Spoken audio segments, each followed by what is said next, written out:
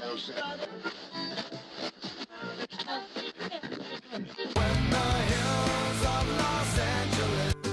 Angeles, I'm and most Hollywood nights. She goes to California, oh, California. What you say about Los Angeles? LA got the people saying.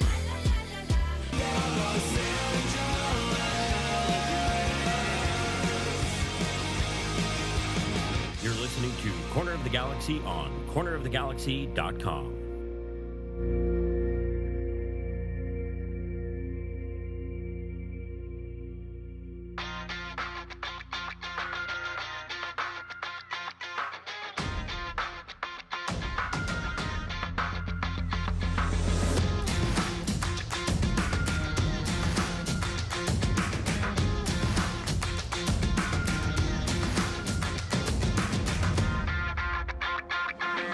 Welcome to Corner of the Galaxy, the show that talks 100% LA Galaxy soccer. We're glad you could join us. Now it's time to sit back and relax as your hosts navigate through the twisting, turning, but never boring world of the five-time MLS Cup champion, LA Galaxy. Hello, everybody, and welcome to Corner of the Galaxy on cornerofthegalaxy.com. I'm your host, Josh Guesman. Getting you ready for a big game coming up against Charlotte this weekend. It is going to be a Memorial Day weekend, maybe a long weekend. Hopefully it'll be short in terms of good news and long in terms of celebrations for the LA Galaxy. We're going to get you over the LA Galaxy's win in the Open Cup over LAFC. Galaxy yet to play MLS competition in the Open Cup. We're going to talk about that and how that goes. We got stats. We got a whole bunch of other fun things. We're glad we're back, all that fun stuff, and helping me through this one, he's back again, glad to have him, is Eric the Portuguese Hammer Vieira. Eric, how's it going, buddy? We're back for more. We won in El Tráfico. Everyone's feeling healthy. We're playing good Charlotte. You know, we got the good vibes going, so all the good times are happening. So glad we're back. I know you missed Monday's show, so yeah, I'm just kind of jumping right in the mix here. No, I understand. No, I mean it's one of those. Are the LA Galaxy having their Efrain Alvarez moment? This is their time. This is their time. This is the highlight of the season. Big time. This is where it is, for sure. Back. Didn't have a show on Monday. Apologize for that. Listen. First of all, you guys are awesome. I got so many messages. I mean, Eric texted me as soon as I said there was no show. I like that I have put together a schedule of which if something doesn't happen, if a podcast doesn't happen, that something must be really wrong in order for that to happen. Yeah, wellness checks were definitely in order. If the podcast doesn't fly, let's get the the squad cars flying in. Yeah, I never have to worry about dying in my room and decomposing slowly in my house. One of you guys will call and be like, "There's been no podcast. You guys don't understand. There's been no podcast." Yeah, worst case scenario, it's Monday night because then you have Tuesday, Wednesday, Thursday. But yeah, you're probably in good shape. That got really dark right there. Yeah, I was gonna say after Thursday, it could be a whole weekend. You're right. Yeah. We would Thursday, Friday, Saturday, Sunday. That might be hopefully it's not during the summer.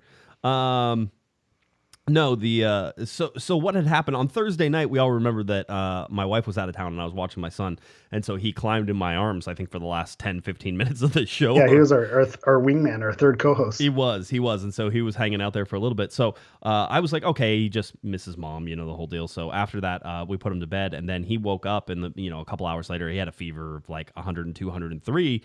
I was like, oh, wow, this is interesting, and so basically he slept in my bed that night, and as he did for most of the weekend once he was sick. And so on Friday morning, I took him in to the doctor immediately because I'm like, well, that came on pretty sudden. They were like, oh, he has bronchitis. And I'm like, oh, well, that's no fun. That stinks and the whole deal. And and he has some issues with this, and we've been working on him. So the whole deal. But I basically, I didn't go to work on Friday, and he slept on me, next to me, touching me for the whole day, feeling gross and all this stuff, waiting for the medicine to sort of kick in. Saturday, similar, which was, sleeping whenever. I think at one point he was up at 1 a.m. because he had slept and he was sort of feeling a little bit better. And the whole day, I'm like, wait, he's like, Daddy, what are we going to do? And I'm like, no. We're going to bed eventually. And so then he slept in my bed again. Sleeping with a toddler, never a great idea. If you get kicked in the ribs. It's shocking how much the littlest people take up the most space on a bed. He's like this wide, and there's no way it should take up that much space. Yeah, the whole deal was just crazy. And then the worst part is though, I don't know. I'm sure you and your wife have a side of the bed you sleep on, right? Yeah, And, correct. And if you go to any bed, it doesn't matter. You know you're on this side. Yeah, I sleep on the left side. Hotel stays. Yeah, Yes, we have our sides. Yeah, I sleep on the left side. My wife sleeps on the right side. And so it's like that's as you're looking at the bed, not in the bed. On the in bed, I'm on the right side. She's on the left side. So just Okay. I don't. We're reversed. I'm a left. Oh, so facing. we could share. Yeah, stage left. We could share a bed then. We're fine. We wouldn't be taking up anybody's. Road trips. We're safe. We're in good. shape. Okay, good. So we're doing that, but he always sleeps in my spot whenever he sleeps in the bed because most of the time my wife is there and then I go and sleep in like the other room or something like that, right? Do that. So he wants to sleep in my spot, so then I'm sleeping in my wife's spot, which is not conducive to sleeping. The curves aren't embedded there, yeah. Right. So we did that, and so he got better. And on Sunday, he was even able to go over to my mom's for a little bit, and like he was playing, but he had hurt his neck too. So he had this stiff neck.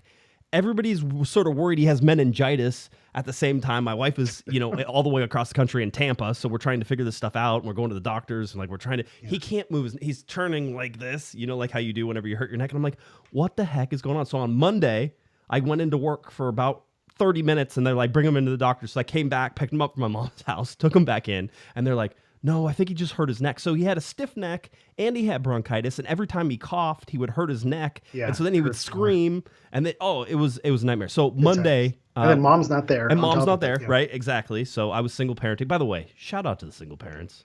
Huge shout out. I don't know how that includes my ex-wife, by the way. I had said this on the Discord. That includes I don't know how y'all did it. I was left alone with the kid for 4 days. He went to the hospital twice, and I was having a mental breakdown on Monday. So I was gonna say that's a fun phone call with the wife too. I've been there when my wife's traveled. It's like, the house is still technically all together in one piece, but yeah, some things did go awry. Yeah, it was great. So, but anyway, he's fine. He's mending. He's feeling better. He's been at school this whole on Tuesday, Wednesday, Thursday. So he's back. But thank you for the kind words. I do apologize for no show Monday, but I was not in the headspace to even attempt to do a show. Although I'm sitting there talking to Kevin on the phone. I'm like, I kind of want to do one though, because I really want to talk about this DC United game, because it makes me angry because I see everybody saying, oh, that's the worst game and blah, blah, blah. It wasn't the worst game. It wasn't the worst game. In fact, it was one of the best defensive games the Galaxy have played maybe all year. And then Jonathan Bond goes a little sideways, which, by the way, Jonathan Klinsmann tried to do against LAFC as well, right? Like that was a close call. I was like, yeah, that was not what I wanted you to learn from the weekend. Yeah, Jonathan Klinsmann. By the way, Living Color says, damn, Josh been married twice and I can't get a girl. I know. Who would have guessed? It do be like that. Yeah. 2 is enough. 2 is enough, by the way. I'm just telling for everybody out there, 2 is enough. You should probably stop there. That's it. That should work. But I thought the defensive performance with Jalen Neal playing against Benteke, I thought that Cáceres playing there against him, I thought they were blanketing him. I thought they were keeping him. I mean, DC United wasn't in the game. It was a lot of nothing, and I agree with that. Like there was not. It was kind of like those little XG chances that we always talk about that the Galaxy aren't really attacking. We saw a lot of that. Correct. And again, this is where sometimes I feel like I make a really terrible co-host because like I don't give you the opposite, yin to your yang, because I'm with you. I didn't see a bad team for the first 70 minutes, but I saw a really, really bad team for the last 20 minutes. And it was on Bond. And I'm glad that he owned up to it in the press conference. He said, hey, that was my mistake. We were playing really well. I made those mistakes. And then everything just that was the breaking point where everything unraveled. And I don't know if that's, a mental thing or whatever happens after that. It obviously was a mental thing because we saw how well they played in the first 70. But it was almost like a reverse Galaxy performance that we've seen this season, where they make the early mistakes and then they grow into the game and then look dangerous as the game goes on. This was, they looked dangerous and had, solid performance, and then it all fell apart. And I think that's why you saw the reactions of people saying this was the worst game, because that last 20 minutes was about as bad as 20 minutes as you could play. Well, and apparently Vanny was asked about it afterwards in the press conference. I didn't get to go to the press conference. I was still in peak Jake. I got to tweet some of the game while I was watching it, and then it was take care of Jake times, that type of thing. But watching that DC game, and then apparently people were calling the players out, and they're saying, oh well, they didn't even try. I'm like, I saw Cáceres laying his body on the line. I saw Neal laying his body. I saw a defense that was committed to keeping a 0. And then Bond screwed it up. And listen, this team is so fragile. It's not the sign of a healthy team, by the way. How fragile. True. And this was true last year too, right? Yeah. The fact that they wilted And like you can take the positive and say they played well for 70 minutes, but if you make one mistake and everything falls apart, that is a sign of fragility. That is a sign of instability or whatever it is, or mental mistakes or coaching or whatever. It that uncovers a lot of things as well. So saying they played well for the first 70 minutes is not sugarcoating it. It's the truth. But then there are a lot of questions that you ask when it goes wrong like that. It's atrocious. And by the way, I see a lot of people saying, "Oh, well, maybe Brugman shouldn't have played Bond into that situation." Sure, okay, but also kick the damn ball. All right, and that goes with Jonathan Klinsmann in the LAFC game as well. Both of those goalkeepers had a chance to clear the ball whenever it got to him. One time, clear it, take it, get it out of the way. You don't have to be fancy. You don't have to do anything. Just get it out. And even Greg Vandy said afterwards, he was like, we've talked about this. We've talked exactly about that sometimes when you're in the back and you're playing there, that you just have to clear the ball, that you just have to take care of business and clear it out. I understand the want to play it out of the back, but that is not always the solution. And I know a lot of people, somebody brought up, they said, well, look, both goalkeepers did it basically in two games, in the last two games. So it must be a coaching thing. No coach is going to tell you to tell a goalkeeper to sit there and say, hey, play with the ball in your box and see what happens. They want to play out of the back. That's a philosophy. But you also know sometimes you should just kick the ball. And that's what those guys should have done in both of those cases. Bond got punished and Klinsmann didn't. That's the nuances of the game and being a professional, because I'll jump on the counterpoint of that. Here I will be the yin to your yang there, on where, because you saw it twice, it obviously is a coaching decision, and you could tell that the team has been coached up and probably yelled at during a practice or during a game or at a halftime on more than one occasion. We can't just give away possession. Like, we need to build up out of the back. Just kicking it without purpose, like that's not what we should be doing. So that is ringing in the back of those goalkeepers' heads, possibly, that my coach has yelled at me for just blasting the ball. I'm going to try to build it out of possession. I've seen some defenders in front of me, with good feet, kind of get out of sticky situations. Why can't I do the same thing? So I see the argument of this being a coaching thing. You saw it a lot with Greg Berhalter in the U.S. national team when they were early on in his tenure. And I think it was Zach Steffen got a lot of grief for making some mistakes in the back, very similar to the mistakes Bond made. And that is a coaching issue, or whatever you want to call it, because they have been coached up to do so. But where your soccer IQ is and where you make your money as a professional is knowing the difference. Right. And Matt says, clear it to what winger? No. I don't care if it goes 20 rows deep into the I don't care if you give up a dang corner kick in some cases. Anything is better than being caught in possession as a goalkeeper. Listen, you can dance and you can get away with it a couple times, and you always can, but that means you're going to get caught a couple times. Well, this is better safe than sorry, and the Galaxy are not a good enough team to not play better safe than sorry soccer, especially in those positions. So yeah, you're better off kicking, giving away possession, and booting at 40 yards, and then someone makes a spectacular play, makes a 40-yard run, and puts it in the back of the net. If they jam it down your throat, hey, you deal with it. Right. But when you make the mistake and you look foolish, that looks 10 times worse. It looks really bad. And again, that's like just sort of a brief on the DC game, is that bottom line is you don't score any goals, right, on the road. I think they're at 595 minutes now is the amount of goals that they have scored. They scored one on the road. It was in like the 35th minute of the first game against Dallas. They've now gone 595 minutes without scoring a goal. That was so long ago. I saw the last Galaxy road goal, like in person. You did, and I haven't seen the Galaxy play in months. I know, and that's a problem. Just looking at all of these things and sort of how it is. I brought up the stats. It's stats that I want to talk about more. But the LA Galaxy have been shut out in 6 of their 7, I believe, road games that they've had. Almost basically, half of the games that they've played, 6 times out of 13, they've been shut out. All right, 2 of those were draws, the only 2 points that they have on the road. But otherwise, they lost 3-0 on the road. They lost 2-0 on the road. They lost, 2-0 on the road. They lost 3-0 on the road. This is getting gross in terms of the mismanagement of the offense. This is an offensive problem anymore. I've looked at the stats. I can tell you the defense is giving up more goals than they did last year. Yes, they are. But the offense is scoring less than half the number of goals.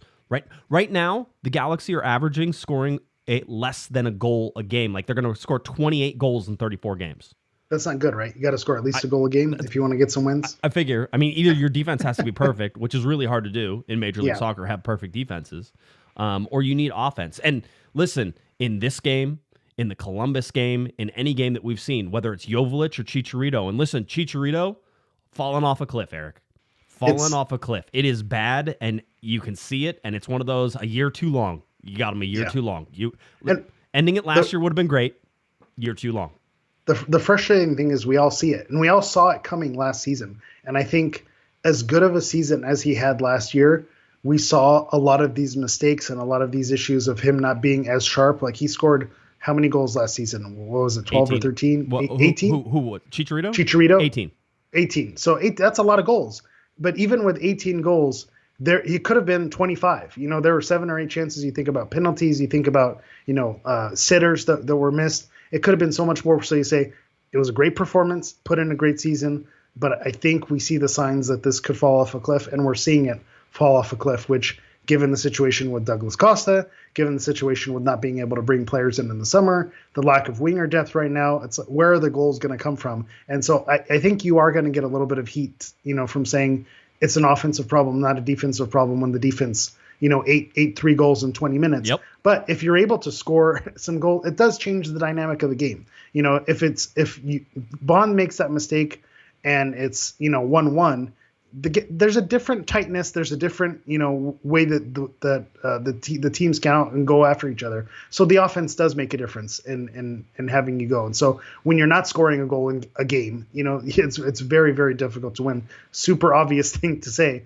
but the pieces in the offense just aren't clicking right now. It seems like everything but that final touch is getting there. It's like, okay, you put Boyd in there, you can get some balls inside. Puig doing his thing, he can get in the box and make some magic happen. We'll talk about those 2 players in particular with midweek.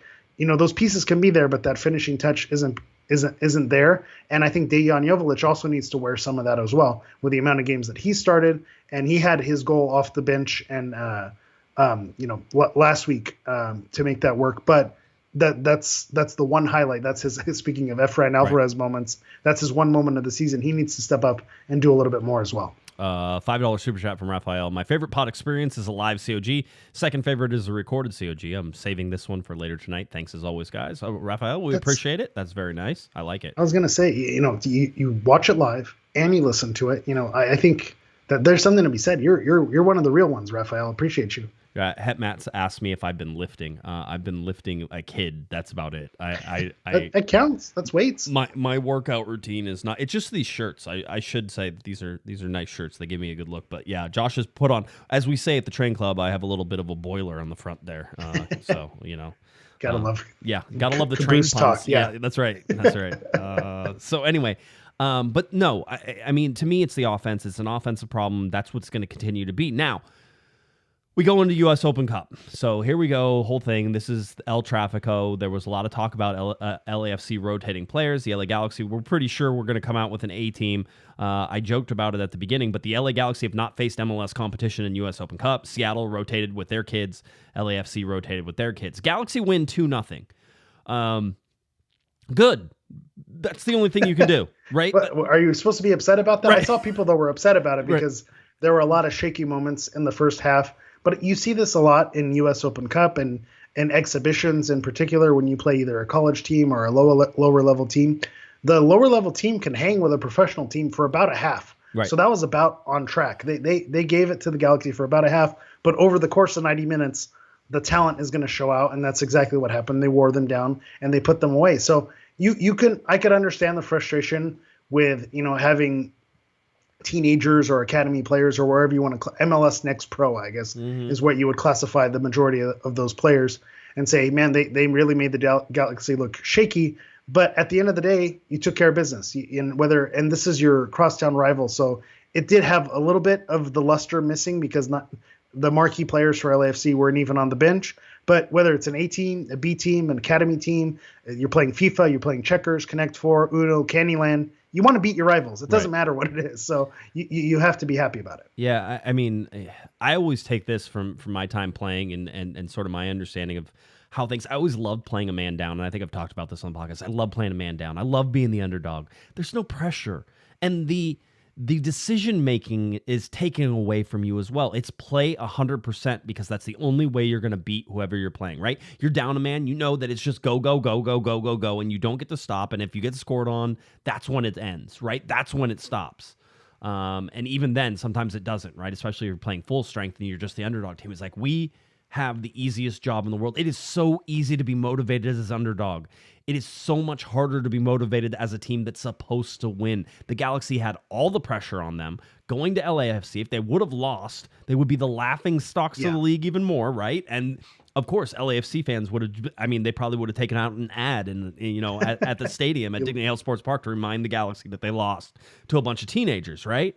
So we saw it in Seattle, and I think you pointed out, we saw it against Seattle. And I even said, by the way, I'm tooting my own horn. I nailed some of these predictions on this. I said, I nailed the DC prediction, by the way, 3-0 loss. You got no that. No one tweeted me when I get it right. No. They only give it the whole thing. No, I mean, I nailed this, which was Edwards started in that game. And, we can talk a little bit about the starting lineup on that. But Edwards started in that game. Edwards is nothing but frenetic energy, and it's not predictable. It doesn't fit into a system. It can be dangerous sometimes because it's unpredictable, but it can also be dangerous in terms of how you defend on the counters and how everything else happens. So putting him on the right side, probably not the best idea either. Maybe he's better on the left-hand side. We can argue all those things. I'm just telling you that anytime Raheem Edwards has been on the field for the LA Galaxy, especially this season, it's been unpredictable in terms of what he's going to do and how he's going to do it, and it doesn't seem to play within the system that they're trying to do. So there was nothing created the entire first half, and I'll say it, LAFC probably should have scored 2 or 3 times in that first half. They should have been up. Now, they didn't. And we've talked about Klinsmann's blunders on the day, but we should also point out that he had several outstanding saves. He made up for it because he definitely had the blunder, but he had some huge double saves and just, kind of standing on his head for the majority of the night. Back to your Edwards point, why I think I like him as a winger, and this is, a backhanded compliment, is because when he has the responsibilities of a defender, when he loses the ball, you're exposed and you make it happen. At least when he's a midfielder, that guy loves to just try to take a guy on, but he loves slamming that ball into the other team's shin guards. And so when that ball goes away, at least you have the defensive cover. So that's saying someone, and I'm someone who kind of likes Edwards, and I like him as a winger, and especially considering where we're at right now in our roster depth, I think he brings something to the team. But you're right, in terms of being able to create something out of nothing, that is not what he does. If he's able to get in space and whip across him when he's open, great. But that's not what we're seeing a lot out of him. So the halftime changes were needed, and you saw a huge difference there. Yeah, I sort of theorized that Boyd could come in and sort of stretch things out, and not only stretch things out, he had a wonder goal. Great take. I'd love to see him hit a couple of those more in MLS play. Just he's like right on the borderline of starting to find some room, and I think maybe really coming into his own. So Tyler Boyd was a good addition there. And watching Ricky Puig run through 3 or 4 guys. I don't care if they're 19; they're all trying to get the ball, right? That's what's happening. Yeah. He slalomed him and came in, and then he celebrated like he's never celebrated before. He brought out the Messi celebration. He was like, "This is an El Trafico. It doesn't matter who you roll out here. I'm in front of 32-52. There's all the people who have been harassing me for the whole game. Let me show you." By the way, 0 issues with it. So do not care. Yeah. The fact that Chiellini even decided to get involved with that and calling, he created a narrative. Cool. The old guy's not playing much, and he didn't play in this game. And this is a choice by LAFC made. LAFC had a week between this game and their title game. I understand them prioritizing the title game. I understand them not wanting to worry about injuries or anything else, especially in a game against the LA Galaxy. It's a difficult game, but that's a choice that they made. And so I don't care what happens in terms of the score line. Whoever wins, wins, that type of thing. But they made a choice. It's not important to them, and they decided to play it. By the way, LAFC fans decided it wasn't important either because nobody showed up to that game. That stadium was empty. They said there were 16,000 people there. There's no way there were 16,000 people there.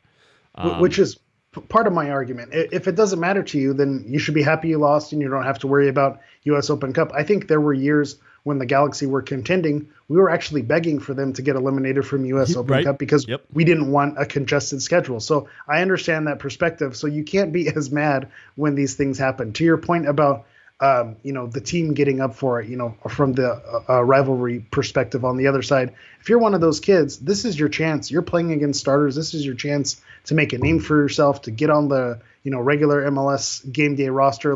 So of course they were going to give it everything. And you saw that in the beginning, but then in the second half, you also saw what happens when you're not quite, ready for prime time in front of the bright lights. Right. And that's exactly what happened. And in defense of Ricky, you didn't have a problem with it. I don't think you're going to find a lot of Galaxy fans who had a problem with it. I think the only thing is they maybe felt like it was over the top. It was, against kids. Maybe he could have toned it down. But when Ricky Puig arrived, I could guarantee you that it was explained to him that LAFC are our rivals, and it's the equivalent to what Barcelona Madrid is in Spain, because that's where he's coming from. Right. So that's how you explain it to him, like this is what that rivalry is. So from his culture and his environment, from what he's used to, you will punt an infant if they are in the wrong colors. That is what you do. So like I was mentioning, checkers, academy, U12, it doesn't matter. So he didn't care. This is my rival. I'm going to stick it to you. I'm going to rub it in your fans' face. If that's what a rivalry is in his culture, and that's what was explained to him, and he acted accordingly. So it is what it is. And someone like Chiellini, who's been playing as long as he has, should understand that dynamic of it as well. He does. But he doesn't care.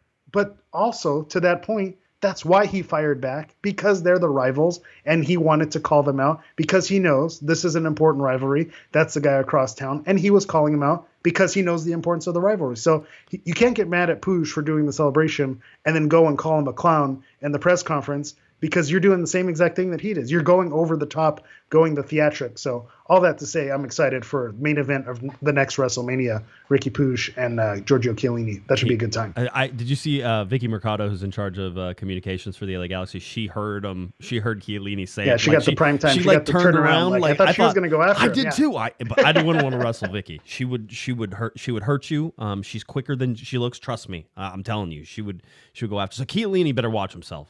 Vicky Mercado's on the case there as well. So in terms of the play, listen, if you go and look at the stats, it's a fairly even game. I mean, which is saying something. One is, again, and I think we talked about it, there tends to be the ability for young teams to overperform in these situations, right? And we've seen it with, how many times have we seen in the Open Cup? Remember Sacramento coming in and beating the LA Galaxy, right? Look at the other side of the bracket. Yep.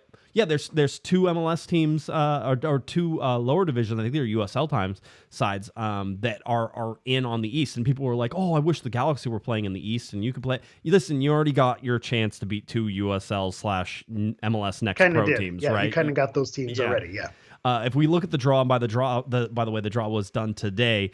It does pit the LA Galaxy in the West against Real Salt Lake. That game is coming up on June 7th.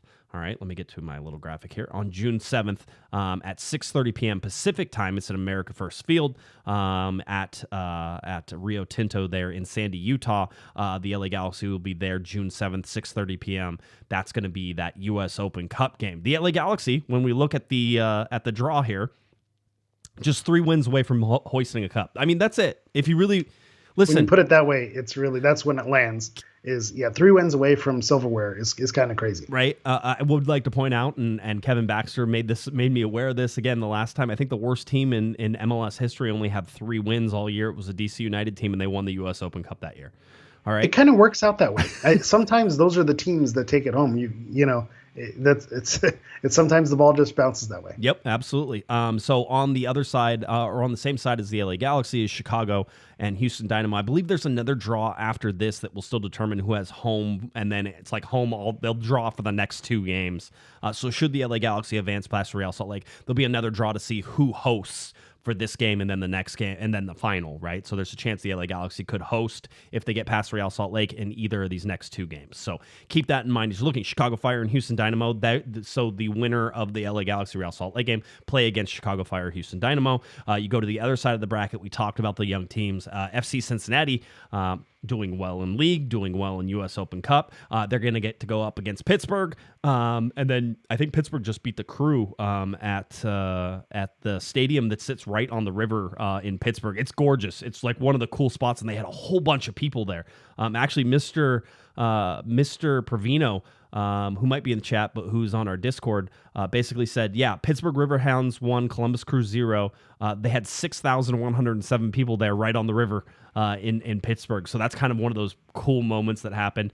Birmingham Legion beat Charlotte FC, who are coming to play the LA Galaxy. There were 12,722 people in attendance. They're guaranteed there were more people at the Birmingham Charlotte game than at the LA Galaxy LAFC game, even though they said there were 16,362 people there.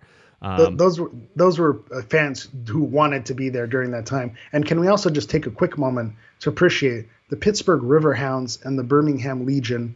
Like we can go beyond FC, Charlotte FC, LAFC, San Diego FC, like the Riverhounds, the Legion. Like these are names. These are things that that American soccer should get behind. I understand, you want to have that global appeal, but we're Americans also, and we kind of can live with that. I like it. It's fun. It's fun, and it certainly is fun to see. So the other side of the bracket is Birmingham and Inter Miami, FC Cincinnati and Pittsburgh. So those winners will eventually all collapse. So the LA Galaxy, should they advance?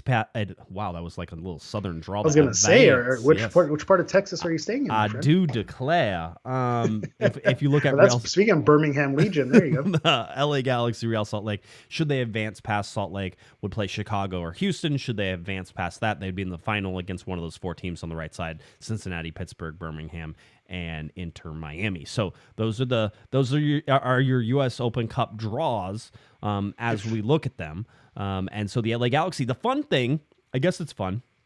We'll call it fun. The fun thing for the LA Galaxy when we look at the schedule here is that the Galaxy will host Charlotte coming up on Saturday night. Wednesday night, they're in Salt Lake playing an MLS game at America First Field. 6:30 p.m. is your kickoff time for that one. That's a Wednesday game, so Salt Lake versus LA Galaxy in Salt Lake.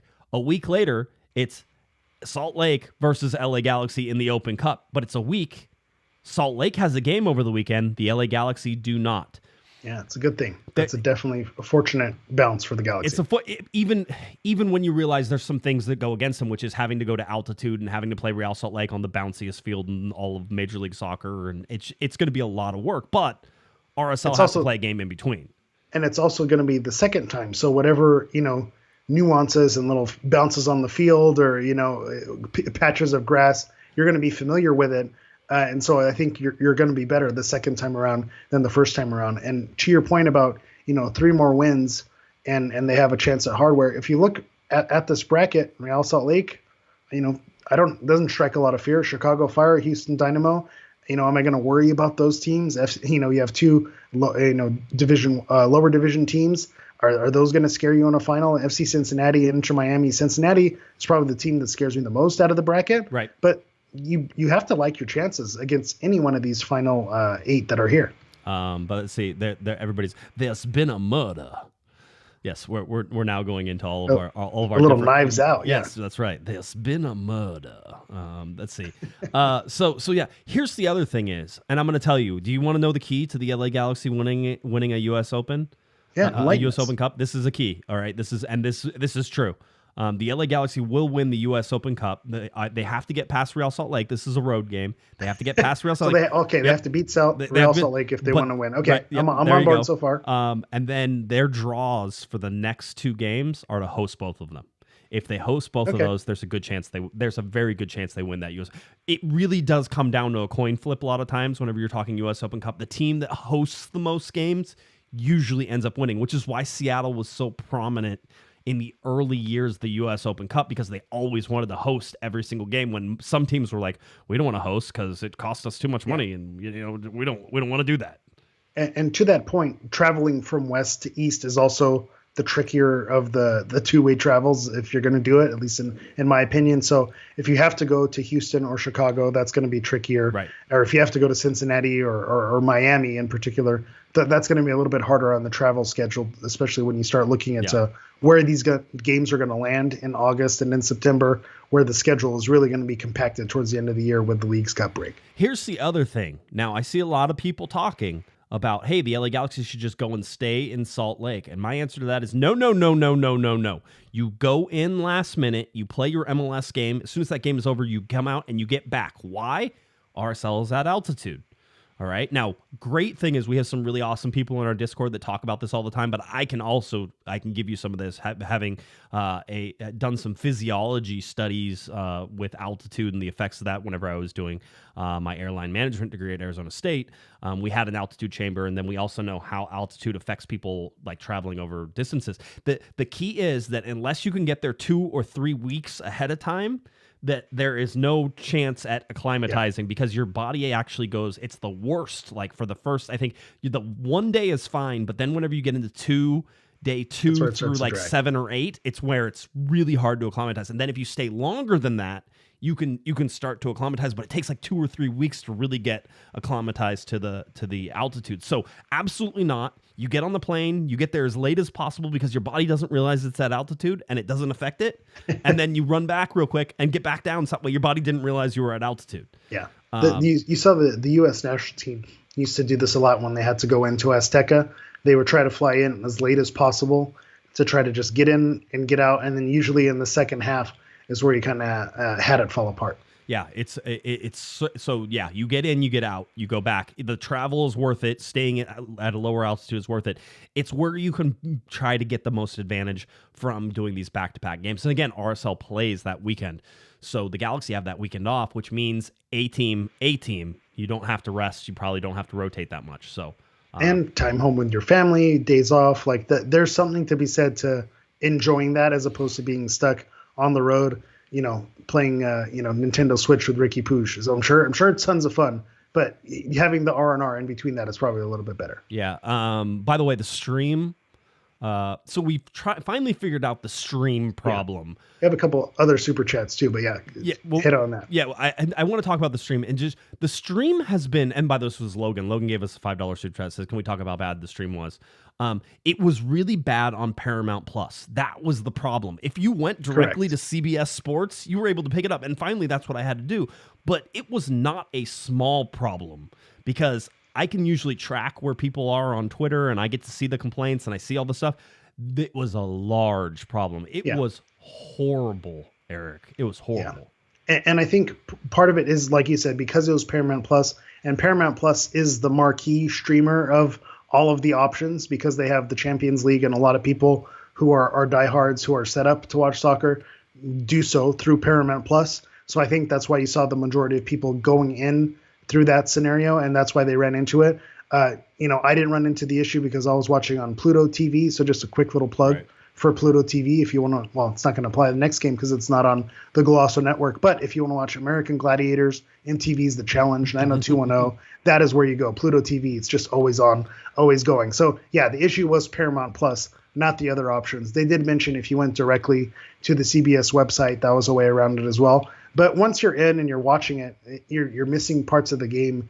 It really is unfortunate. You talk about wanting to grow the game and all these different things.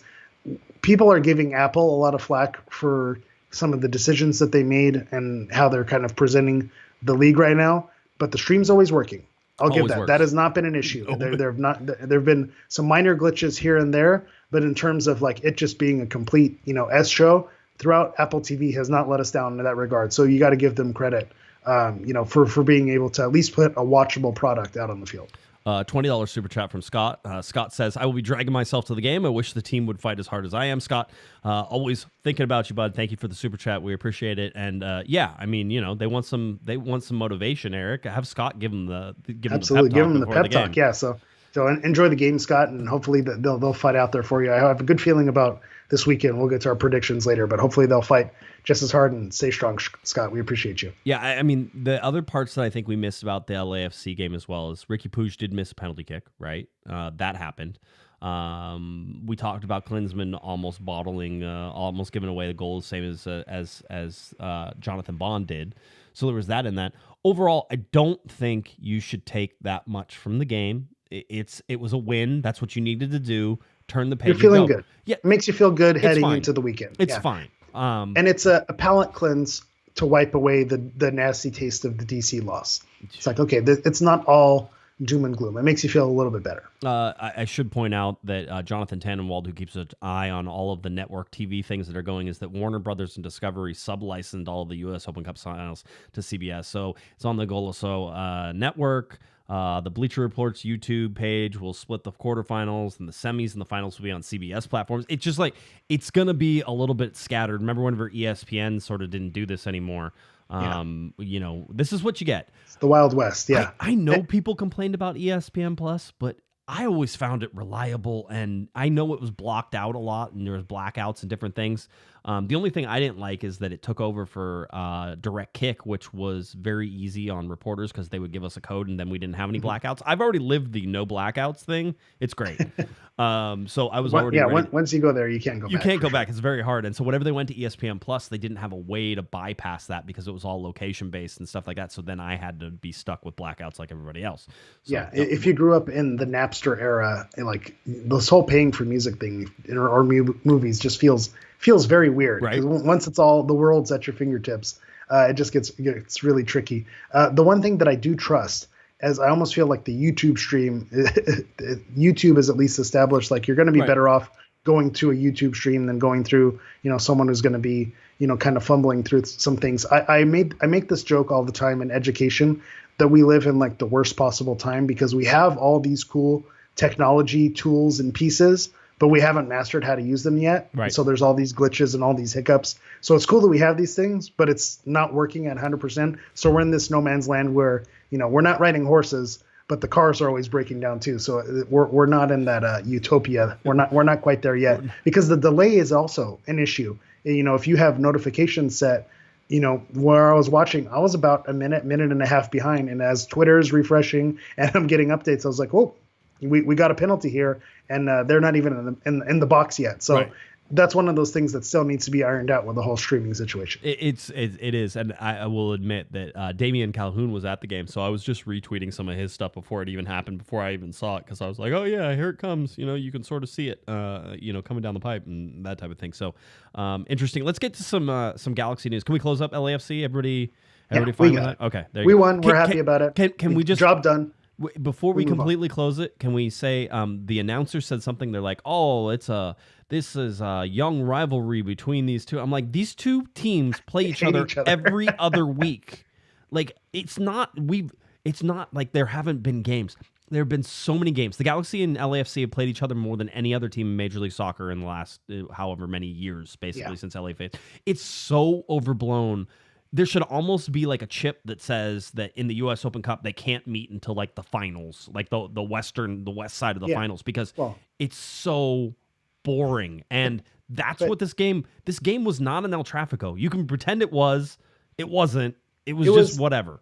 You know what it was? It was a teaser trailer, because I think for this July 4th game, with the postponement and with issues with the front office and the way the Galaxy season has been going, it's been kind of difficult to get up for a lot of these games.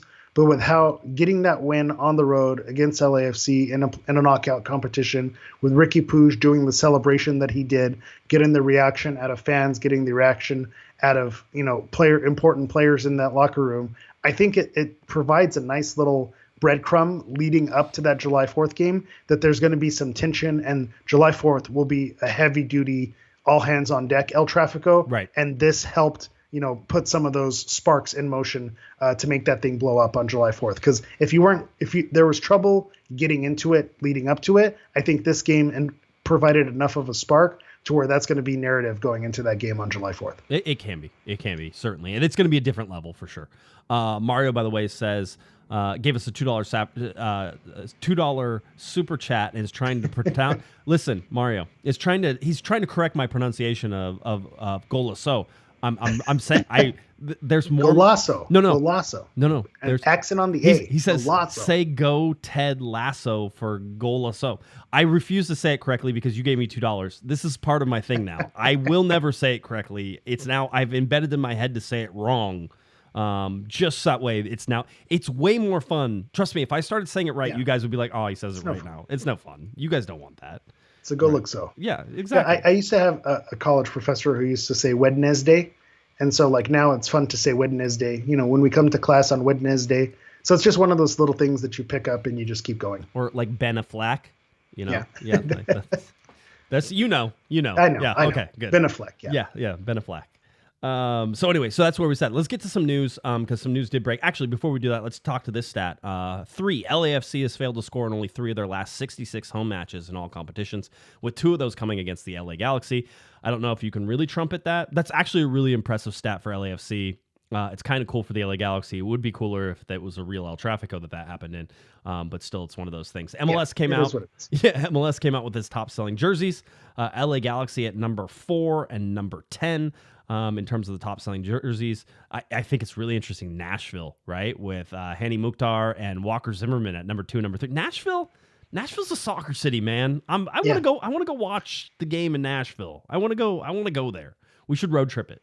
Yeah, it was kind of funny on the MLS broadcast. They wished Kevin Egan a happy birthday, and Sheamus, if you're into WWE, like I've been into a lot recently, he came on and wished him a happy birthday. And he said he's a big Nashville SC, like, this big Irish wrestler, like he's a big Nashville guy. It felt out of place and weird, right? But it was so cool. But like that's a testament to, if you visit that city, if you're in the area, who Nashville SC is. And it's part of the town, it's part of the culture, and it's pretty cool to see them going. And I think a lot of it has to do with the Man in Black kit and the way that Johnny Cash is kind of tied to that city as well. And so that just adds that extra little spice, and probably sees why you have them at 2 and 3. Yeah, a lot of fun. A lot of fun for the jerseys and that type of thing. The New York, they were saying no New York Red Bulls in this. No New York City players in this either in the top 25. That's also interesting, yeah. Right? So that's a big market that you don't have, and that's not sort of trending there. Miami with Joseph Martinez, right? But Joseph Martinez is a recent addition to Miami, so that's interesting. But he has like a cult status. He does. But going back to NYC, are we sure that they have a banner and it's just too small and it doesn't show up? Yeah. Dude, there was a joke on Twitter that I can't tell on here that was about small banners, and it was I saw outstanding. Did you see it? Yeah, I saw it. Okay, good. Good. The LA Galaxy, in a sideways sort of thing, StatsBomb came out and said, are delighted to announce our partnership with the LA Galaxy. LA Galaxy becomes the latest elite club to sign up for our market-leading core data set and StatsBomb IQ platform. I believe that they were already doing this, so this almost sounds like a renewal more than anything else. It was just sort of a shout-out. So those that say, they don't get stats or analytics or different things, they do. This isn't necessarily the platform at which they go and analyze players. It's more about, analyzing play and some things like that. But still interesting if you like that sort of thing.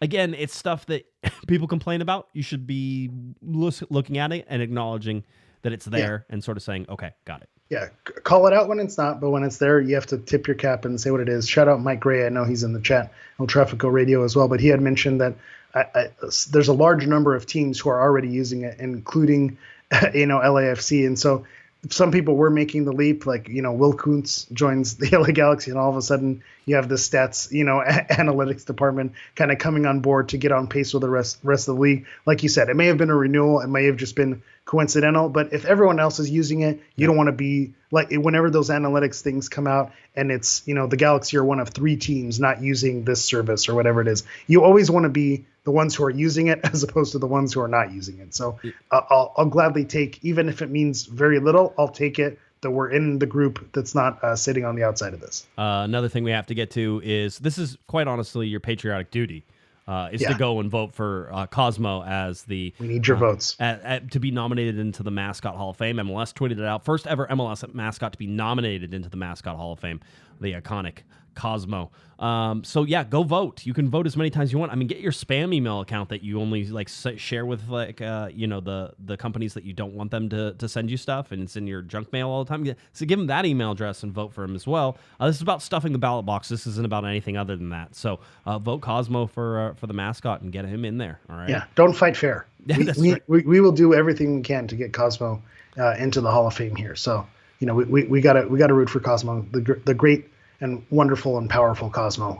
Do what you got to do to make sure you get those votes. DP minutes, whenever we look at it, 50.9% right now for the LA Galaxy in terms of the total available minutes versus the minutes played by designated players. Douglas Costa under 10%, 9.1%. Still injured. Have not heard a great update, on him as of late. Also been busy doing some other stuff. Javier Hernandez has played just over 51.5% of the total available minutes. Ricky Puig over some of those. Here's the interesting thing. I went and sort of, again, looked at all these and said, okay, so in 2023, the LA Galaxy are right around 60, this is the wrong chart. I didn't want that one. I wanted a different one. I was gonna say, well, that's not what I did my homework on. Yeah, whose homework is this? That's right. No, I have the chart and I looked at it and I said, this year's a lot like 2018, where 50.7% of the available minutes were played by LA Galaxy designated players. Now, one of those was because I believe Roman Alessandrini got hurt towards the end of the season as well, and so that sort of trashed it, and then Giovanni Dos Santos paid 26.9% of the total available minutes. But here's the thing in 2018, which I think we undervalue this team. Yeah, this is the difference. Yeah, so your designated players were Giovanni Dos Santos, Jonathan Dos Santos, and Roman Alessandrini, who played 50.7% of the total available minutes. But if you added in Ola Kamara, who was a TAM player, and Zlatan Ibrahimovic, who was a TAM player, 63.5% of the total available minutes. How that team not win something? That's a ridiculous team. That was that's unfortunate. The way that panned out. Obviously, we know how that one ended, but that is the huge difference right there. Where is this season's Zlatan or Ola Kamara? Obviously Zlatan, that may have been like a once in a lifetime crack that you get at a player like that. But usually you have someone like we had last season with Ricky Puig, who's that outsider, that TAM level player who's contributing, putting balls in the back of net, and we don't have that guy right now, and that's really where the Galaxy are hurting. Unfortunately, this is par for the course. DP's missing tons of minutes, but usually someone else is kind of making up the difference, right. And you're regretting. It's like, oh man, if we had the DPs firing on all cylinders, then we'd really be cooking. But now you don't have the DPs firing. I mean, Douglas Costa at 9.1% is really pathetic. There's no other way to put it. And then the other players outside of the DPs, there's no one who's really setting the world on fire, with the exception of, maybe you could say Jalen Neal, but that's not going to score you tons of points because, like we said, the offense is really, where this team is lacking. Gustin Brugman, Mark Delgado, they're not going to show. Those type of players are not going to show up on the stat sheet. Those are the type of guys that we're missing.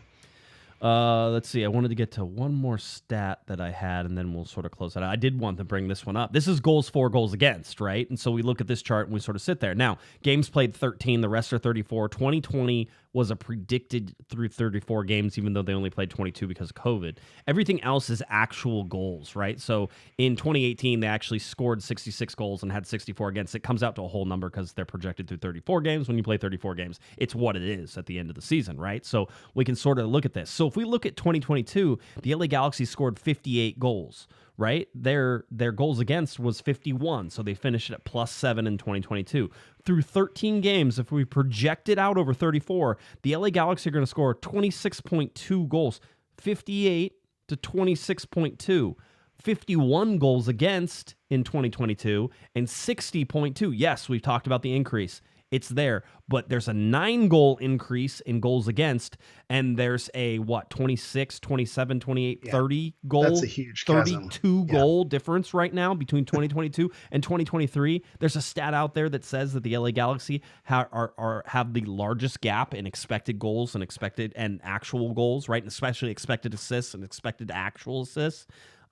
So they're even generating chances, and we've seen this. We've seen chances missed whenever they have them, but we've also seen little ticky-tacky little XGs that we've talked about some more, where they just shoot 17 times from outside the box and it equals 1, Yeah, and the chat shouted out Tyler Boyd is our outside of the DP level player who we're going to hang our hat on. He seems to be the one, if the Galaxy are going to have success, it's going to be when Tyler Boyd is cooking. But to your point, his goals so far have all been, golazos, all from outside the box, these rockets against LAFC. So, we need him to start getting in the box a little bit more. Or if he just wants to keep banging him in from there, we're okay with that as well.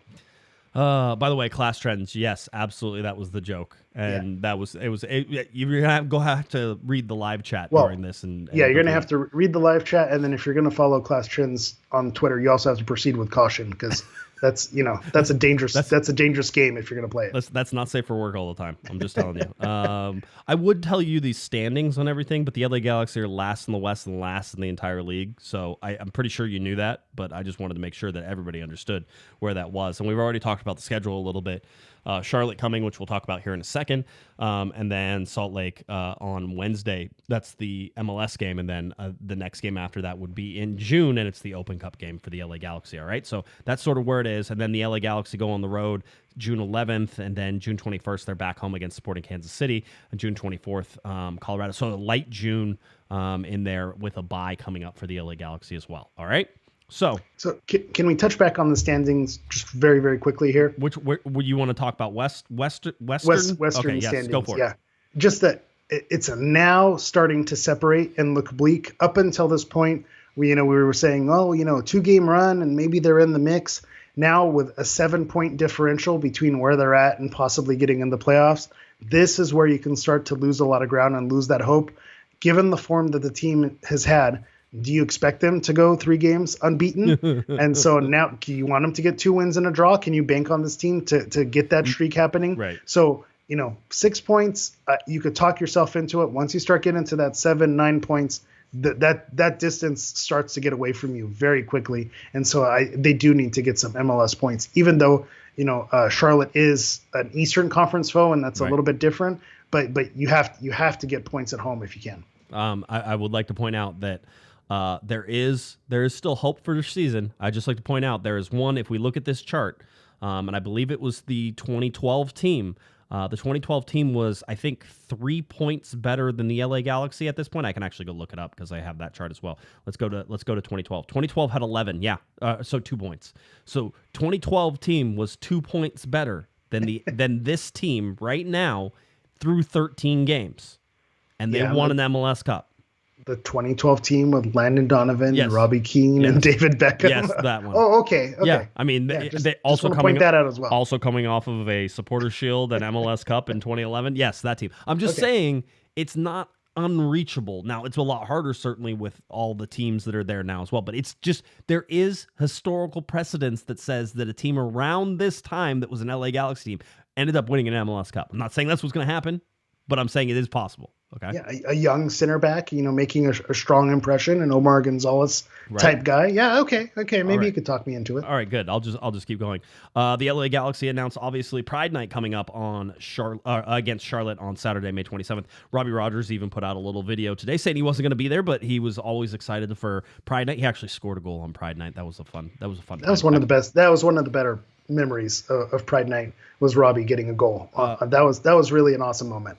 We got a lot of stuff going on. The Pride pregame party, we're going to talk about that here in a second. Pride Night full display with the stadium decorated in rainbow colors via Goalsnet. LA Galaxy Foundation will be auctioning off those pre-match jerseys. By the way, this year's Pride jersey is crap, but I still support the cause, so I'm okay. I don't like them. And it's league wide. It's not something like you can sit there and go, oh, the LA Galaxy did better. No, it's league wide. It just wasn't. Well, you have yours on, right? This is my favorite one that they've released to date is this one. But with Pride, this is, with the flag and everything that it goes into, this is your opportunity to go loud. And I don't know if we have a screenshot of the jersey, but this year, because the base is white, right, and it's just on the sleeves, it loses it. And that's part of why I almost have a hard time with LA Galaxy jerseys with their home colors being white. It just, it washes. It's very hard to get a white jersey correct and have it look good. So this is your chance to be bold, go with a lot of colors. And it's not all the way there. And I think the Galaxy are hampered or the MLS is hampered by their own success, because their Pride jersey have been one of their best jerseys probably the last 5 years consistently. Every Pride jersey has just knocked it out of the park. So, they're allowed to have an off year. It happens, to the best of us. I agree with that. All right, here's what's happening. There's a Pride pregame party that will kick off early inside Dignity Health Sports Park with Pride pregame party, which will be hosted by Jax Taylor from Vanderpump Rules, Heidi Montag, and Audrina Partridge, I should say, from the Hills from 6 to 7:30 p.m. Fans can take advantage of drink specials during the pre-Pride game. It's a whole deal. They also have, let's see, I have Heidi Montag in here. I actually had to print out bios because I have no idea who some of these people are. You didn't watch The Hills? You don't? Here's the thing. Spencer and Heidi, Spidey, like this is my era. A lot of people are bashing it, but like The Hill, there's a time and a place for this. It doesn't feel like Pride Night was the right night to bring this out, like maybe Southern California night, like Orange County night, or something to make that connection. But that's where it feels like a miss. And I was talking to you this, off air or via text. It seemed like they picked shows that are popular in the gay community or the LGBT community, but they didn't get like the answer is Robbie Rogers. Robbie Rogers every year should be the host, the MC. Right. Like, you know, it should be Robbie Rogers every year, but it just seems like to go after, you know, Heidi and Audrina and Jax, you know, from sadly, I do know this one, Vanderpump Rules, right. You know, like it just seems like it's a miss. Right. And I see a lot of people, you know, who are posting about it. I don't know that I'm the spokesperson, you know, to tell you who's the right person or who's the wrong person to get it, but it just feels a little odd. Yeah, I think isn't Audrina Patridge? Yeah, she's going to be in there. Listen, 3 of these guys and Heidi and Jax Taylor, and then we haven't talked about Blake Horstman yet, but he was apparently on The Bachelor. I mean, and now he's a DJ and stuff like that. 3 of them are represented by the same company, MN2S Talent Agency, right? So that's sort of there. And then you have, you know, Audrina Patridge, who's with A3 Artist Agency, that type of thing. But it feels like it's just whatever. I mean, I don't know. I feel like I agree with you. We did have a listener write in. I won't share their name, but was like, this feels like it's not okay. They're part of the LGBTQ plus community. They were like, this feels like you could have found you know, people from our community to represent us in this, and this is just, I don't know. Maybe it's pandering. Maybe do you want to say pandering? I'll say pandering. It feels like it. It feels like. But here's the other interesting thing, and I had this thought, you know, before when I knew we were going to talk about this. Like, who would be like, you know, if you were going to get someone to come out who was going to be the best, like, who's the icon? Like, you could get RuPaul, but it's almost like RuPaul's almost too big with Drag Race and with everything. Like, that's a tough get for the Galaxy. I don't know that they can get it to show up. And then, you know, the guys from Queer Eye, you know, get the cast. I feel like there's other names out there that are in the ether that you could have had represent. But I also go back, maybe the Galaxy couldn't get those people, and this is further as far down the list of where they went. Yeah, I was always a bigger LC fan, Lauren Conrad fan than anybody. It just there's a whole tie in there, and I texted Eric the whole story. But like, Lauren Conrad ended up marrying a man named William Tell. William Tell was the lead guitarist for my favorite band, which was Something Corporate. My wife and I ran into them. We didn't say hi, by the way. We just like bumped, like they were in the same store. Yeah. They were in the same store as us, and she's like, "Oh my God, Lauren Conrad's over there." I'm like, "Oh my God, William Tell's over there." And she's like, "Well, you know they're married." I'm like, "What? Didn't know that." Didn't know. So we both geeked out for the same for like different reasons on all that. So anyway, that's Pride Night going on. Listen, I'm still a huge supporter of Pride Night and everything that goes on. If you are there at the stadium, I think I'm going to have a special guest with me. So make sure you say hi to me at halftime. I have a fun thing sort of going on that I'm sure we can talk about later, but just fun. And I'm glad that I get to be there for Pride Night. And I just like to say on this podcast, always and forever, very much accommodating to everybody's points of view in terms of LGBTQ plus. This is safe space as far as I'm concerned. We'd love to have you. We love your support. And so anytime you think we get something wrong, let us know. We're gonna do our best. All right. So always. Yeah. And it's one of those things, and I have seen it even in this chat. There's some things that are popping up, kind of going against. And I think, from my perspective, I don't experience, you know, some of that hatred that people get on the day-to-day basis. But when you see it and this is why you need to have these nights and the importance of the representation there. So I get it. I'm on board. And so I'm not experiencing it firsthand. You see how nasty it can get, even in our chat, which is a pretty safe space. Yeah. But you see how nasty it can get, and that's why I think you have people writing in and seeing the people who they have representing them and at the Galaxy. That's why it raises question marks. And it's not to bash what the Galaxy are doing. It's to say, okay, we need to be thoughtful with the decisions that we make moving forward. $5 super chat from Architect of Verbal. Always great. Let's see. Hold on. Do I still have it? I usually still have it. Let's see. There we go. Anytime. $5 super chat from Architect of Verbal. He says, "It's my birthday on Saturday. Find me in the parking lot. If you want to barbecue, send me a DM if you guys want to stop by." See, look at that. See, we're getting invited to places. You're not. You don't live here. You can't have any. Yeah, I'm gonna miss out. But I do need to give meet up with the Architect of Verbal one of these days at the tailgate. So, I can't do it, but if you can, shoot him in DM. It's good times. There you go. Very cool. All right, there he is. Let's get it to it. LA Galaxy versus Charlotte coming up very, very soon on Saturday. 7:30 p.m. is your TV start time. 7:39 p.m. is your kickoff time on MLS Season Pass if you're not going to be at the stadium, behind the paywall on this one, Dignity Health Sports Park, again, May 27, 2023. That is Saturday night. LA Galaxy and Charlotte FC. Eric, are you prepared for this one? I mean, yes, no?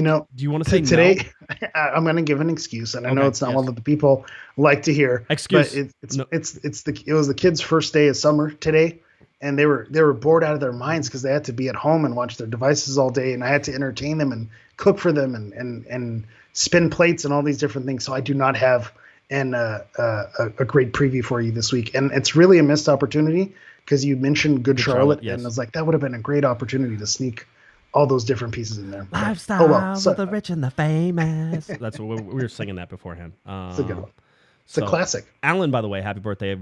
Architect of Verbal, happy birthday. Alan has a birthday as well, so we're very good there. LA Galaxy Charlotte, here we go. This is one of those. It's funny because you go back and try to find any history on this, and obviously Charlotte, a new team. This is the Efrain Alvarez game. Yeah, this is speaking of peaking at the right time. This is your moment, Efrain. It's your time to shine. This is absolutely one of those things. So again, LA Galaxy 2-8-3, 9 points, 13 games played. Charlotte 5-6-3, 18 points, 14 games played. The LA Galaxy at home 2-3-1, 7 points over 6 games. Charlotte on the road 2-3-1, 7 points, 6 games played. So fairly similar whenever you look at that. In fact, Charlotte might be better on the road than the LA Galaxy are home. They are. If you look at the table, Charlotte 9th in the Eastern Conference, 15th in the Supporters' Shield. Streaks for the LA Galaxy, 1 win in their last 5 games. Charlotte has won 3 of their last 4. So definitely on the rise. Their last win for Charlotte was 5-17 versus Chicago, 2-1. Last loss was 5-20 versus Nashville, a 2-1 loss as well. Which they have those, but their most 2 recent games are losses in Open Cup and MLS. So you are catching them in a little bit of a downward trough. Yep, absolutely. Let's see. Just looking at what you expect from Charlotte. It's funny because I look at the stats and I sort of try to put some of this together, and it seems like Charlotte is a team that likes some possession, right? At 53% overall for the season, that does tend to believe that, they are one of those teams that likes to hold the ball, but whenever they go on the road, I think things change a little bit for them. And This is advantage LA Galaxy. Anytime you get a team traveling from the eastern side of the United States all the way to the western side with the travel and everything else is there's the possibility that things end up going sideways towards the end of the game. That's usually when you're going to say second half, LA Galaxy can win this game if they're 0-0. Problem is with the LA Galaxy is nobody can trust them to keep the game 0-0 through the first half. And certainly if they're at 0-0, I'm not sure that you sit there and say, this is something that they can handle. Charlotte playing sort of in a 4-3-3, at least according to MLS, and we always know how accurate those are and those can be. I point out Swiderski, certainly. I would, and only because he's an LA Galaxy killer, Justin Miram, of course. That's the correct answer. Yep. Right. There are those guys who just have your number, and Miram, wherever he has gone, has always found a way against the LA Galaxy. So I have him on my list of guys to watch as well. You have Enzo Capetti as well, who is their leading goal scorer with 4, Swiderski with 3 goals.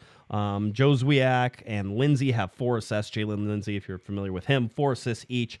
So sort of look at how that's going in terms. Yeah, another familiar name in the lineup is Bill Tuiloma, formerly of Portland. He was someone who used to always give the Galaxy fits a free kick menace. So if the Galaxy give up free kicks in a bad spot, that's not a guy who you want to see lining up behind the ball. Yeah, I would love to be positive about the LA Galaxy in any sort of way.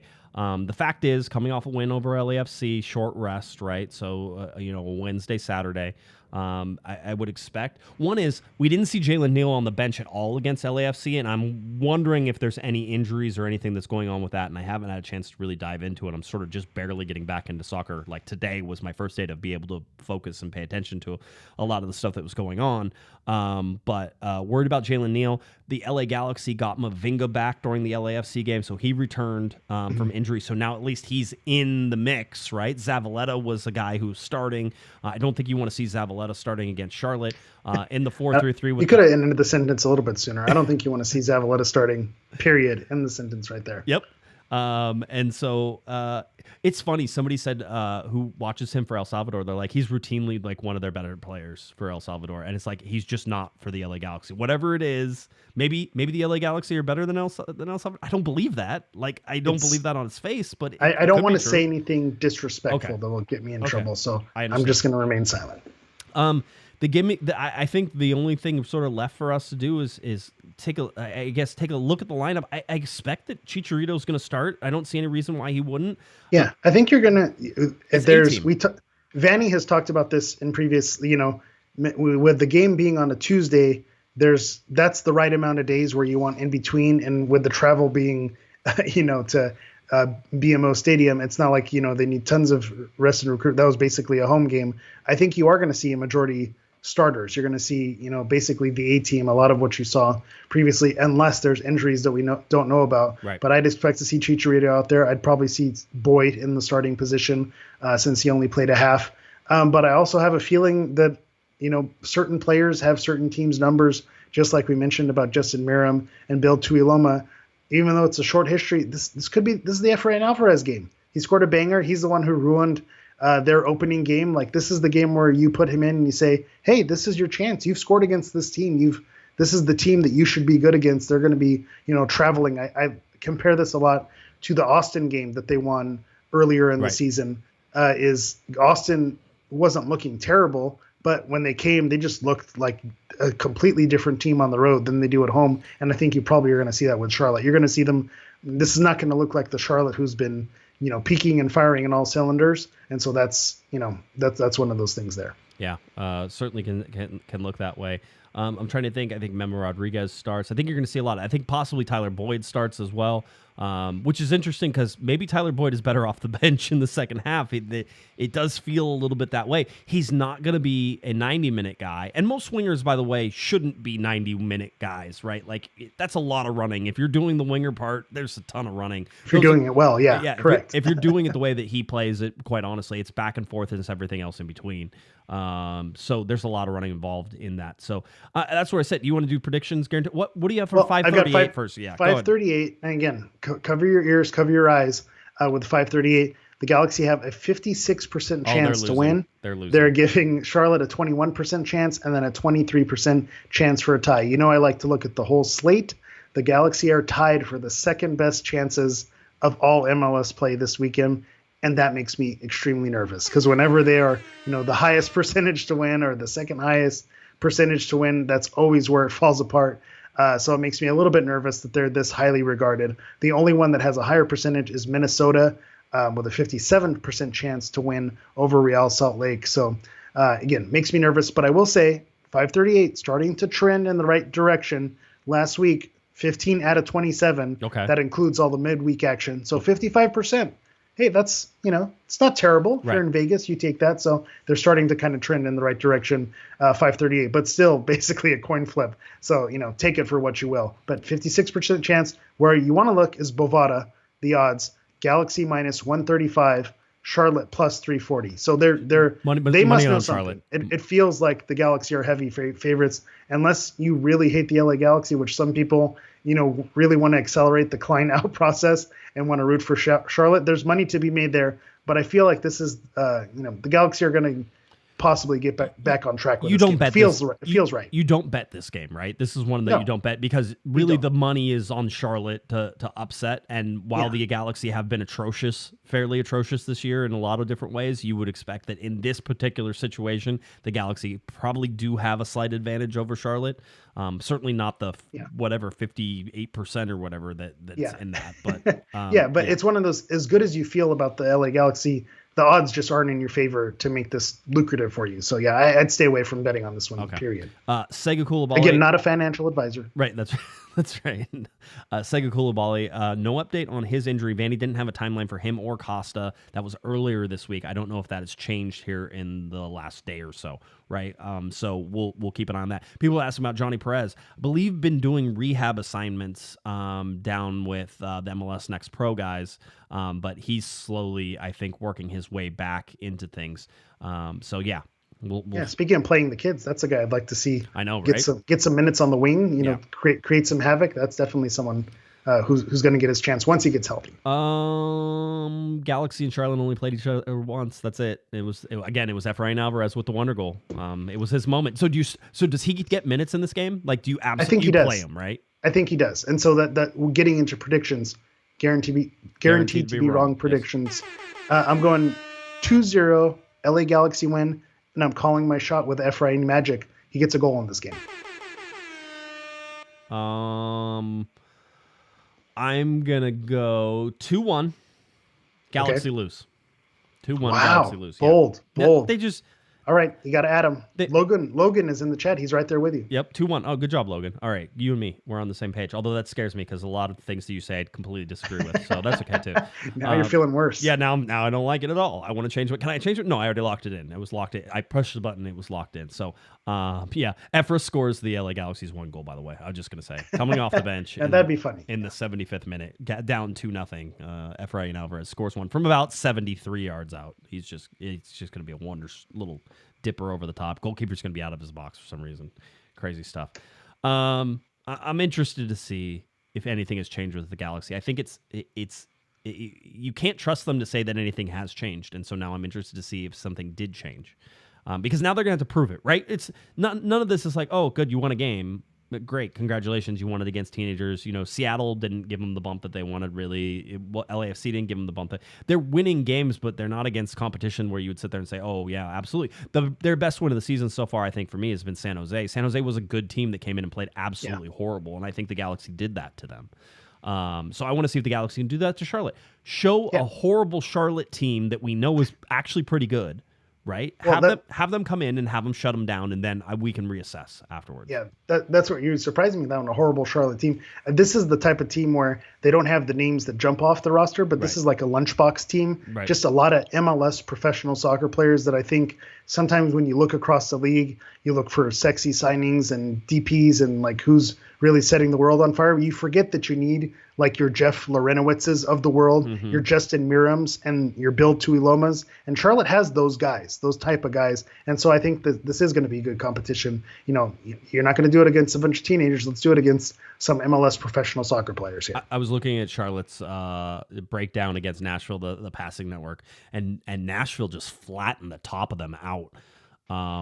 Still some width in there, but really it looked like clogged up the middle here and pushed everybody sort of back into a receding line. I would imagine Nashville had some possession in that game, and did a lot of good things because they compressed the midfield diamond almost back into itself. So interesting to see. Want to see how the LA Galaxy sort of pull that out. And here we go. Mr. Provino has a good one, and we can end it on this. He says, does the Galaxy get to 8 wins for the season? Over or under? 8 wins is your number.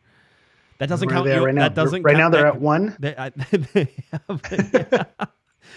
It's not great, Bob. They're at 2. They have 2. Austin and San Jose. They're at 2. So 6 more wins over the course of 21 games. 21 games.